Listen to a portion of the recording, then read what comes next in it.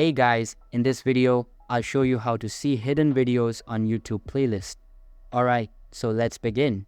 If you click on your playlist name, YouTube will take you to the playlist and you might see a message saying unavailable videos are hidden. To see these hidden videos, click on the three dots here and select Show Unavailable Videos. Pay attention to the message that says unavailable videos will be hidden during playback.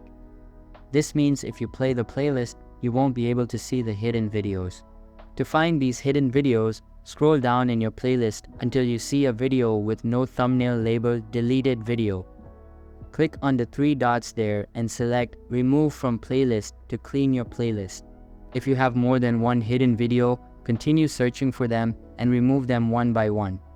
Bear in mind that not all hidden videos are deleted, some might be set to private. You can remove these private videos in the same way. After removing all deleted and private videos, refresh your browser. This might remove the unavailable videos or hidden message, though it can take up to 24 hours for this change to take effect. And that's it for this video. If you find this helpful, consider subscribing and giving this a big thumbs up. Thanks.